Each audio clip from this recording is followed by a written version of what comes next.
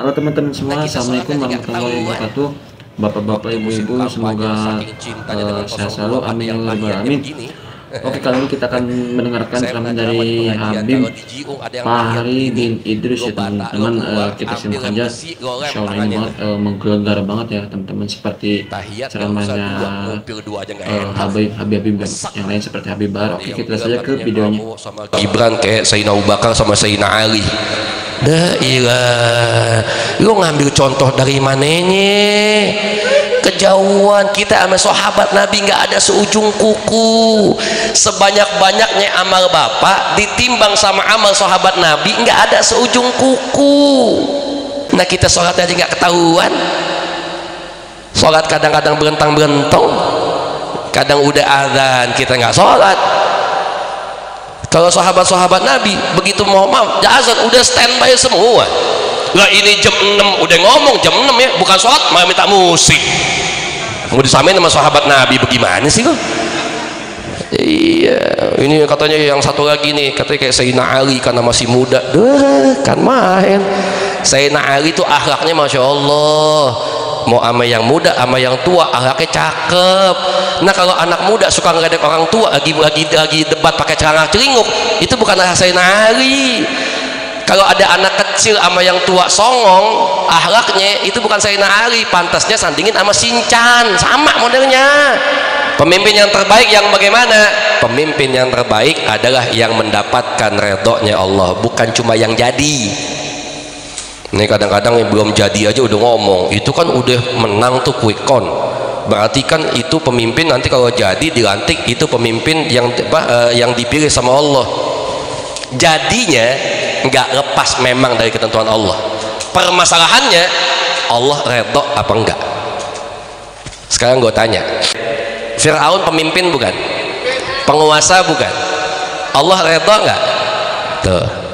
Jadi nggak selamanya semua yang jadi itu mendapatkan redhonya Allah. Nah yang kita minta di Indonesia, penduduk yang paling banyak mayoritas umat Islam, mudah-mudahan besok dikasih pemimpin yang mendapatkan redhonya Allah Subhanahu.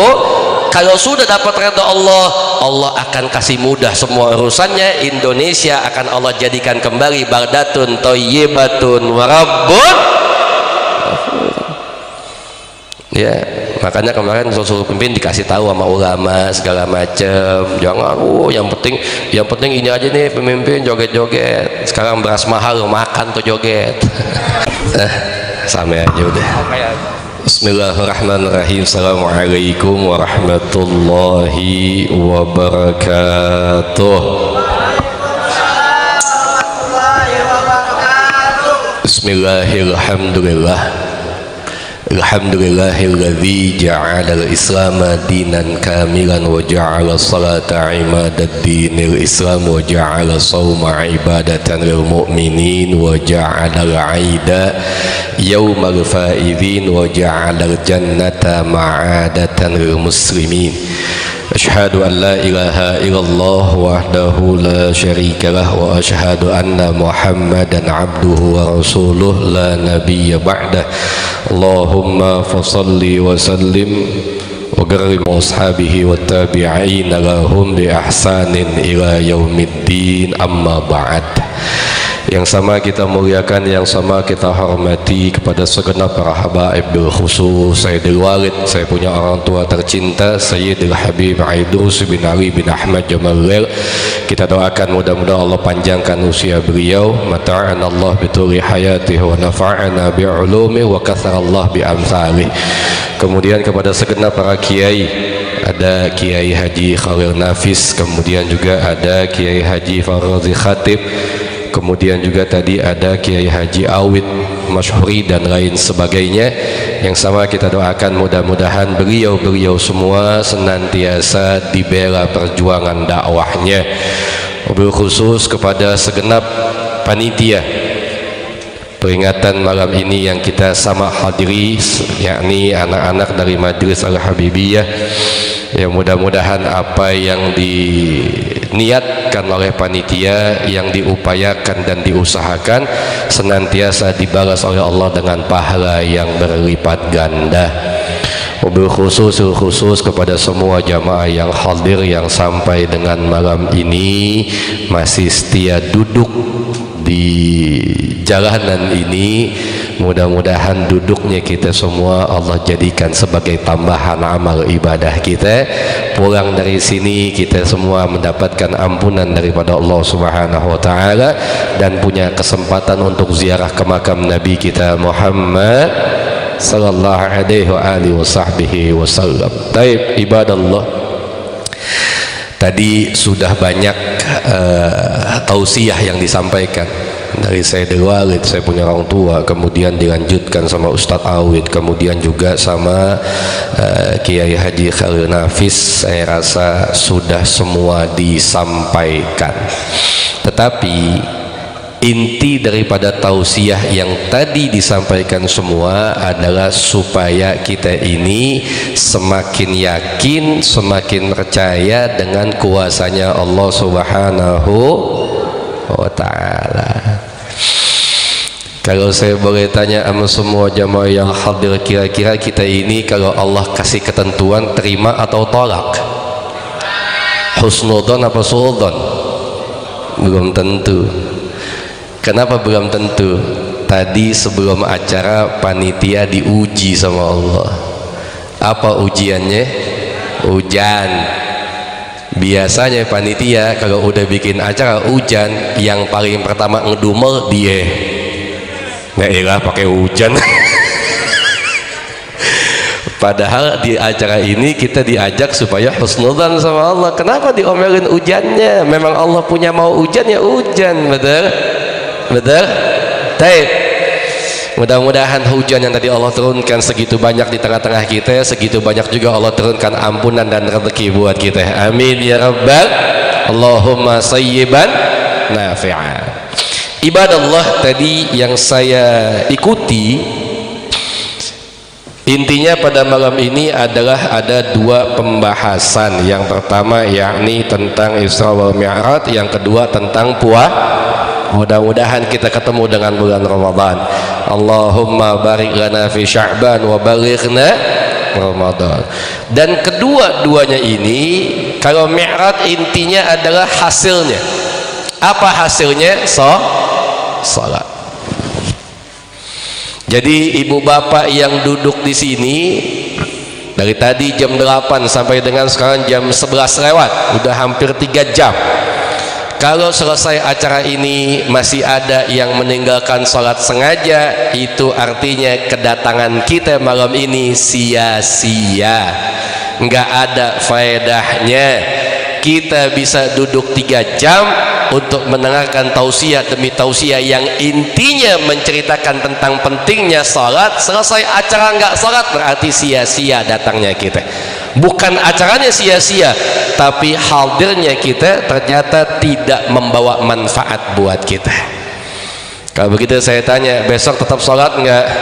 Sholat semua nggak? Khusus dekat antum ada masjid.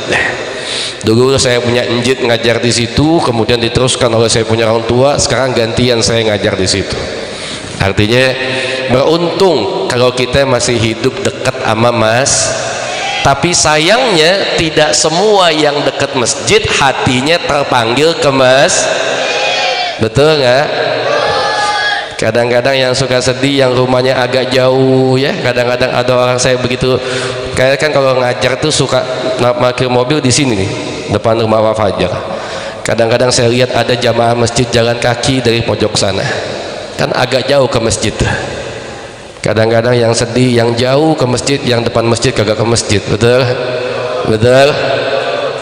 Jadi jangan, mulai malam ini Allah angkat Habibuna al-A'zam Sayyiduna Muhammad, Allah muliakan Nabi Muhammad dengan sebuah perjalanan istimewanya. Itu tidak lain dimulai dari masjid ke Jadi kalau kita mau mulia, kalau kita mau diangkat derajatnya sama Allah, kalau kita mau dimudahkan urusannya sama Allah, jangan tinggalin Di sini banyak anak-anak nih. Saya kadang-kadang kalau ke Ar-Rahman, kalau pas ngajar suka telat karena kebagian macet. Begitu saya sholat di belakang ada banyak anak-anak. Ketika ada anak-anak di masjid, saya masih ngucap alhamdulillah. Saya nggak pernah terganggu dengan anak-anak yang hadir di masjid. Kalau juga dia berisik, ya tinggal diomongin, jangan berisik, nanti habis sholat. Oh Habib, anak kecil di masjid suka main lari-larian, nggak apa-apa, namanya juga anak-anak. Kalau yang main bercanda petak umpet di masjid tua bangka, lo tabok nggak apa-apa. Anak bocah nggak apa-apa, emang hobinya main, jangan digalakin. Kata Imam Ghazali kalau saya nggak salah, ketika di masjid sudah tidak ada lagi suara anak kecil, maka musibah buat kita. Apa musibahnya? Nanti tidak akan ada pengganti dari kita untuk ngurusin masih bagus anak bocah main ke masjid ketimbang tua bangka nggak pernah ke masjid. Kadang-kadang tetangga masjid nggak pernah ke masjid, sekali datang pas mati nyusahin doang adanya. Taib ibadallah. Yang kedua masalah puasa, dan dua-duanya ini adalah merupakan pondasi bagi umat Islam. Sebagaimana dijelaskan, buniyal Islamu ala khamsin. Islam itu dibangun dari 5 perkara. Yang pertama adalah syahadat, yang kedua salat, yang ketiga zakat, yang keempat puasa, yang kelima haji. Ini dikenal dengan sebutan rukun Jadi umat Islam yang pengen masuk ke dalam surga, dia mesti punya limanya. Dia mesti punya syahadat, sholatnya banyak, sedekahnya banyak, tapi nggak ada syahadatnya, Allah nggak terima amal ibadahnya. Habis syahadat dia mesti ngerjain sholatnya, habis sholat dia mesti ngerjain zakatnya, dia mesti ngerjain puasanya, dia mesti ngerjain haji. Ketika haji, apa kata Allah? Walillahi 'alan nasi hajjul baiti man istata'a ilaihi. Cuma pas haji kata Allah diwajibkan bagi yang mampu. Allah itu nggak pernah bikin susah kita dalam ibadah. Sekarang saya tanya, Bu, sholat susah nggak? Lama nggak? Enggak. Sholat subuh berapa rakaat? Ada setengah jam? Nggak ada. Jangankan subuh setengah jam, Bu, taraweh aja yang 2-3 setengah jam lewat dikit, imam yang diomelin. Itu jamaah begitu selesai ngomong sama jamaah yang lain, itu tadi imamnya siapa sih, lama amat. Datangin Ustaz Doni besok jangan diundang lagi, itu kenapa? Lamaan. Sholat kita nggak pernah lama. Tapi subhanallah, Bu, awal turun sholat berapa waktu? 50. Taib, kisahnya 50 waktu. Baiknya Nabi Muhammad sama kita, itu yang 50 waktu Nabi Muhammad yang minta sama Allah supaya jangan sampai 50 waktu. Nabi Muhammad ngertiin kita umatnya. Kata Nabi, ya Allah, jangan 50 waktu, bocah jiung kagak bakal kuat. Pak, kebayang nggak kalau sholat 50 waktu, Pak? Nggak bakal bisa mancing tuh. Begitu lempar umpan, azan, sholat, balik lagi mau betot ikan, azan, sholat lagi, nggak bisa ngapa-ngapain. Ibu juga sama, Bu, kalau sholat 50 waktu ibu nggak bakal bisa arisan, waktunya nggak ada. Kurang baik apa Allah sama Nabi buat kita dipotong jadi 5 waktu, tapi salah satu bentuk tidak tahu terima kasih kita kepada Allah dan Rasulnya, yang 5 waktu aja banyak yang ninggalin. Betul? Padahal semua kita ini punya masalah, semua kita punya ujian. Ad-dunya darul imtihan, dunia tempatnya ujian. Kalau ada yang nanya, ya Allah kenapa hidup saya banyak ujiannya? Satu jawabannya, karena lo hidup. Selama kita hidup kita bakal diuji. Kalau nggak mau diuji, mati. Enggak juga, emang mati nggak diuji? Diuji juga sama Allah. Jadi nggak usah ngeluh dengan ujian. Enggak, memang hidup kita bakal diuji, tapi baiknya Allah, apapun ujian kita, Allah udah siapkan solusinya. Bagaimana minta bantuan Allah? Wasta'inu bis sabri salat. Jadi sholat itu yang bakal menghilangkan masalah kita, beban kita, gelisah kita, kecewa kita, yang bakal ngilangin sholat kita. Kalau selama hidup kita masih ada kecewa, sakit hati dan lain sebagainya, bisa jadi sholat kita yang belum baik. Mudah-mudahan besok sholatnya baik semua. Rabbana ja'alna muqimas shalah wa min dzurriyyatina rabbana wa taqabbal doa. Baik. Jadi umat Islam mesti punya yang 5 nih. Syaratnya kalau dia mau masuk surga dia punya yang 5. Kalau tiba-tiba dia punya 3, bisa masuk surga nggak? Saya kasih contoh begini, Bang. Misal abang mau masuk ke satu tempat, kemudian mohon maaf di tempat itu dia ngasih persyaratan, kalau bapak mau masuk bapak mesti punya 5 hal. Ternyata yang bapak bawa cuma 3, 2 kagak. Saya tanya, dikasih masuk nggak kita? Dikasih masuk nggak? Dikasih. Selama di dunia meskipun syaratnya nggak lengkap tetap dikasih masuk dengan catatan punya orang dalam, apalagi orang dalamnya paman sendiri.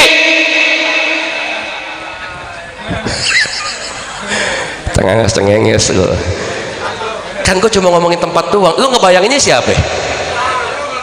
Samsul. Itu di dunia masih ada orang dalam. Masalah di akhirat ada orang dalam nggak loh? Nggak ada. Makanya yang 5 dijaga. Samsul ya Allah. Ada yang bilang katanya udah deh kalau kalah aja. Kita udah tahu setiap kompetisi pasti ada yang menang ada yang kalah. Di Jiung bikin perlombaan makan paku. Debus loh pada. Jiung bikin perlombaan 17 Agustus makan kerupuk, yang ikut 5, kan semuanya bisa menang, punya kesempatan menang, betul? Kalau lo salah satu yang ikut, lo mau harus lo yang menang, yang lain gak boleh menang, gampang. Yang 4 lo bikin sakit aja.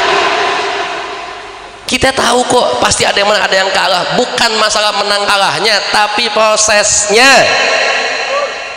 Kalau seandainya menang dengan cara yang adil, yang jujur, yang baik, kita terima. Tapi kalau menangnya nggak baik, menangnya nggak jujur, ya kita nggak terima, betul? Lagian kalau buat kita ibadallah, perjuangan itu nggak akan berhenti. Misal besok yang jadi si Ono dah gitu. Yang katanya pendukungnya waktu musim kampanye saking cintanya dengan 02 ada yang tahiyatnya begini. Saya pernah ceramah di pengajian, kalau di Jiung ada yang tahiyat begini, lo keluar ambil lem besi lo lem tangannya tuh. Tahiyat nggak usah 2, ngupil 2 aja nggak enak, ngesak.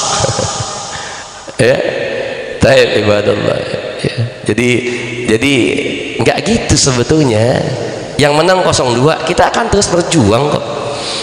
Bahkan ada hadis yang mengatakan afdhalul jihad kalimatu haqqin inda sultanin jair. Semula-mula jihad itu mengatakan yang hak kepada pemimpin yang zalim.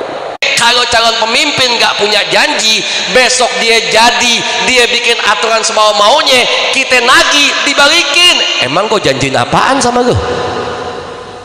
Tapi kalau dia punya janji, pegang janjinya baik-baik. Begitu jadi tuntut janjinya, dia khianat, demo lagi. Bahkan kita bisa menuntut di 2 tempat, yang pertama di dunia, yang kedua di akhiratnya Allah Subhanahu wa taala. Enggak, jangan mentang-mentang kita dukung salah satu kemudian mohon maaf yang salah didiemin, enggak juga. Saya musim kampanye kemarin Pak, itu mohon maaf sempat dalam ceramah saya itu saya ngomong, udahlah kalau mau bela aja, nggak usah paslon disamain sama sahabat Nabi, jauh. Ada yang bilang katanya Prabowo sama Gibran kayak Sayyidina Abu Bakar sama Sayyidina Ali. Dah ilah, lu ngambil contoh dari mananya? Kejauhan. Kita sama sahabat Nabi nggak ada seujung kuku. Sebanyak-banyaknya amal bapak ditimbang sama amal sahabat Nabi nggak ada seujung kuku. Sebanyak-banyaknya sedekah bapak ditimbang dengan sedekah Nabi sahabat Nabi nggak ada apa-apanya. Nggak pantas kita disandingin dengan kemuliaan sahabat Nabi kita Muhammad alaihi salatu wassalam. Nah kita sholat aja nggak ketahuan, sholat kadang-kadang berentang-berentong, kadang udah azan kita nggak sholat. Kalau sahabat-sahabat Nabi begitu mau maaf azan udah standby semua. Lah ini jam 6 udah ngomong jam 6 ya, bukan sholat malah minta musik. Mau disamain sama sahabat Nabi bagaimana sih kok? Iya, ini katanya yang satu lagi nih, katanya kayak Sayyidina Ali karena masih muda. Kan main. Sayyidina Ali itu akhlaknya Masya Allah, mau sama yang muda sama yang tua akhlaknya cakep. Nah kalau anak muda suka ngeledek orang tua lagi debat pakai celana celinguk, itu bukan akhlak Sayyidina Ali. Kalau ada anak kecil sama yang tua songong akhlaknya, itu bukan Sayyidina Ali, pantasnya sandingin sama Shinchan, sama modelnya. Jadi manjang kan gue. Jadi manjang kan gue. Enggak cuma beliau, termasuk saya pernah nonton kok. Ada yang namanya kampanye 01 bawa-bawa malaikat Jibril. Lo mau ngapain? Malaikat pakai nusuk jangan bawa-bawa. Kadang-kadang suka pada lebay lo kalau ngebelain. Enggak ya. Itulah pentingnya kita. Artinya hal yang paling susah adalah mengatakan salah kepada orang yang kita cinta. Itu yang susah. Kalau sama yang kita nggak demen, jangankan mohon maaf salahnya, benarnya dibilang tuh. Tapi kalau sama yang kita demen, kadang-kadang salahnya ketutupan. Kita nggak diajarin begitu sama Nabi kita Muhammad alaihi salatu wassalam. Yang benar-benar, yang enggak. Tetap kita minta, ya Allah, mudah-mudahan besok bulan Ramadan doa-doa kita diterima sama Allah Subhanahu wa taala. Minta sama Allah supaya Allah kasih pemimpin yang terbaik buat bangsa Indonesia. Amin ya rabbal. Pemimpin yang terbaik yang bagaimana? Pemimpin yang terbaik adalah yang mendapatkan redhonya Allah, bukan cuma yang jadi. Ini kadang-kadang yang belum jadi aja udah ngomong, itu kan udah menang tuh quick count. Berarti kan itu pemimpin nanti kalau jadi dilantik itu pemimpin yang dipilih sama Allah. Jadinya nggak lepas memang dari ketentuan Allah. Permasalahannya Allah redho apa enggak? Sekarang gue tanya, kenal Firaun nggak? Kenal di mana? Sotoy lah. Tahu bukannya kenal. Tapi Firaun pemimpin bukan? Penguasa bukan? Allah redha nggak? Tuh. Jadi nggak selamanya semua yang jadi itu mendapatkan redhonya Allah. Nah yang kita minta di Indonesia, penduduk yang paling banyak mayoritas umat Islam, mudah-mudahan besok dikasih pemimpin yang mendapatkan redhonya Allah Subhanahu. Kalau sudah dapat redha Allah, Allah akan kasih mudah semua urusannya. Indonesia akan Allah jadikan kembali baldatun thayyibatun wa rabbun.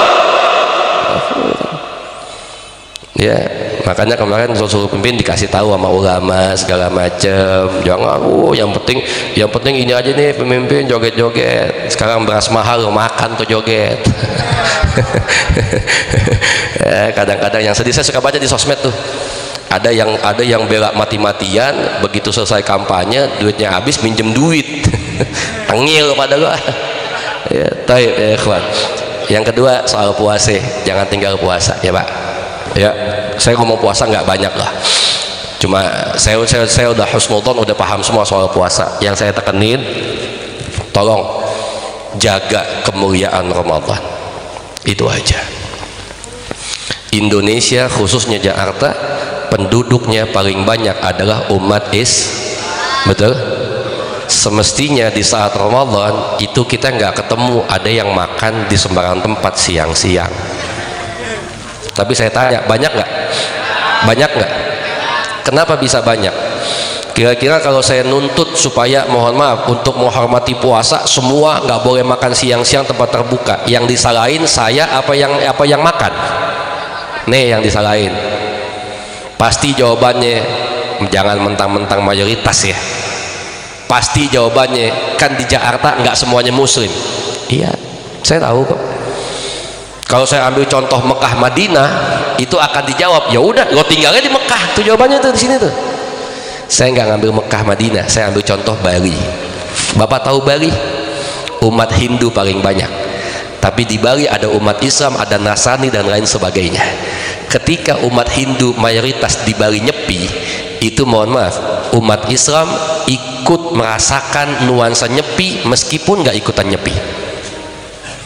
Ketika nyepi nggak boleh kemana-mana, umat Islam diam dalam rumah. Kenapa begitu? Satu jawabannya, karena umat Hindu yang mayoritas mereka semua bisa menghormati ibadahnya, sehingga yang minoritas ikut menghormati ibadahnya. Di Jakarta kita cuma banyak tapi nggak punya kualitas. Yang tidak menghormati ibadah Ramadan adalah umat Islam juga. Kalau saya tegur, ada yang nggak puasa, bisa aja takut. Enggak takut. Saya cuma nggak takut, berhadapan, cuma mohon maaf, malu. Kalau saya ingetin, bang, jangan makan sembarang tempat, bang, ini lagi bulan Ramadan. Dia jawab, maaf Bib, saya bukan muslim. Tetap saya bisa jawab, biar kata ente bukan muslim, tapi kalau mau makan silahkan, tapi makan di tempat tertutup, umat Islam lagi banyak yang puasa. Sebetulnya bisa ngomong kayak begitu, cuma yang saya takut, yang saya malu kalau dia balikin jawabannya, Habib, saya non muslim, nggak punya kewajiban buat puasa, tapi kalau Habib minta saya buat makan di tempat tertutup untuk menghormati orang yang puasa, sebelum Habib minta sama saya, tolong Habib ingetin dulu, no, si Udin, si Mamat yang mestinya puasa tapi dia nggak puasa dan makan di tempat terbuka, dia yang nyontoin. Mau bilang apa gue? Ternyata jawabannya kenapa ibadah kita nggak bisa dihormati, karena umat Islam yang punya kewajiban ibadah tidak bisa lebih dulu menghormati ibadahnya. Yang paling sedih kadang-kadang yang kaya duitnya banyak semangat buat puasa, yang miskin songong pada nggak puasa. Kalau ditanya kenapa nggak puasa, sakit. Badan sehat, jalan kuat, nggak puasa, ditanya sakit apaan? Panu. Lu apa hubungannya panu sama nggak puasa? Emang kalau panak lo tenggak? Jangan ketawa bu, lo juga sama lo. Ini perempuan juga suka jadi biang keladi kalau bulan Ramadan. Udah cakep-cakep pakai jilbab, lo di Cempaka Mas makan siang-siang tempat terbuka. Kalau ditanya jawabannya satu, kenapa makan? Lagi men be. Emang iya, perempuan kalau mens nggak usah puasa, nggak jadi pahala juga, udah makan. Cuma tolong dong tanemin, kalau bukan saya yang menghormati puasa, siapa lagi? Ibu kan kalau udah mens nggak usah yang lain, saya aja dapat jawaban perempuan mens, ya kudu nerima. Misal ada jamaah saya ketemu di Cempaka Mas siang-siang makan, saya tanya, oi kenapa lo makan siang-siang tempat terbuka nih, puasa lagi? Dijawab sama jamaah saya, maaf Bib, lagi men. Saya kan kudu percaya, masa gue ngecek gak digebukin bapak emaknya gue. Perempuan mens itu juga nggak semua perempuan, nenek-nenek nggak usah ikut-ikutan. Kalau nenek-nenek udah bebas pulsa lu, udah gak kena men lagi. Nenek-nenek pagi-pagi makan roti sama ngopi, cucu nanya, nenek nggak puasa? Enggak cu, kenapa? Nenek men. Timbang nenek-nenek pakai men, kok sliding tuh nenek lama. Ya. Jangan ya kawan, jaga dua ibadah kita ini, puasa, sholat, ya. Karena dengan kita ibadah semakin dekat kita sama Allah. Kalau udah dekat sama Allah, Allah akan mudahkan semua urusan kita. Amin ya rabbal. Mudah-mudahan kita ketemu dengan bulan Ramadan tahun ini dan kita bisa ibadah puasa lebih baik dibandingkan dengan sebelumnya. Dan mudah-mudahan ya Allah, jangan jadikan Ramadan tahun ini adalah Ramadan terakhir dalam hidup kami. Pertemukan kami kembali dengan Ramadan tahun-tahun yang akan datang. Amin ya rabbal. Terakhir sebelum saya tutup, Bu, di bulan Ramadan ada doa buka puasa, betul? Doanya apa? Woi, doanya apa? Nih potongan kalau buka puasa doa kagak ngelebok langsung, jangan-jangan deh. Ada dua jenis doa yang biasa dibaca di bulan Ramadan. Yang pertama, Allahumma wabika wa ala birahmatika. Taib. Yang kedua, dhahabat wabtalatil wasabatal insya. Itu doa buka puasa. Mau tambah dengan doa yang lain silahkan, karena di saat kita buka puasa doa kita mustajab, minta sama Allah sebanyak-banyaknya. Yang ingin saya tanya, begitu azan, habis beduk azan, kemudian depan bapak ada teh manis. Itu kita baca doa buka puasanya sebelum minum atau setelah minum? Hah? Sebelum baik. Yang biasa baca doa sebelum minum, tahun ini diganti baca doanya setelah minum. Begitu azan, ambil minuman, bismillah, minum.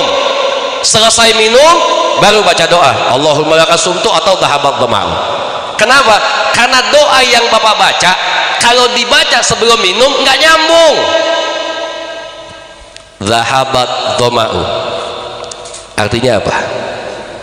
Telah hilang dahaga.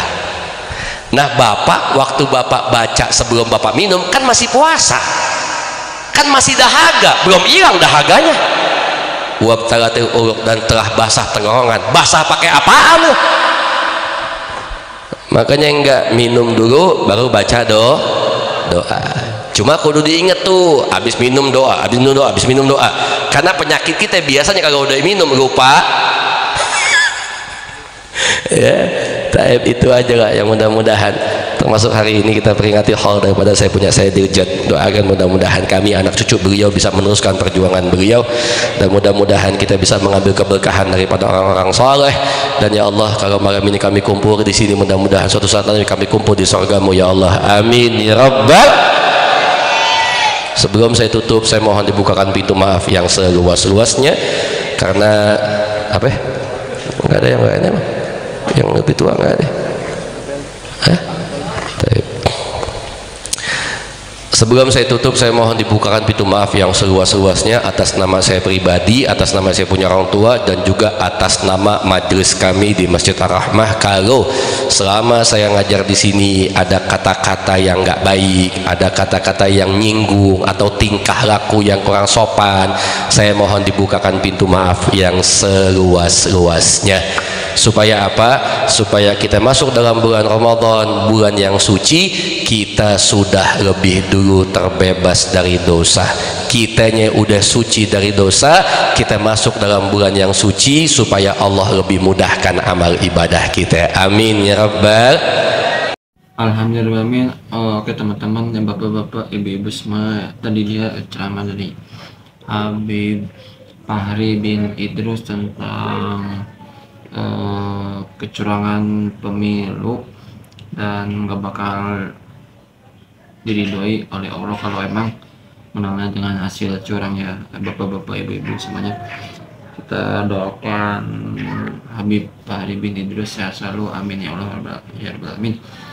Bapak-bapak juga sehat selalu, amin ya Allah ya rabbal alamin.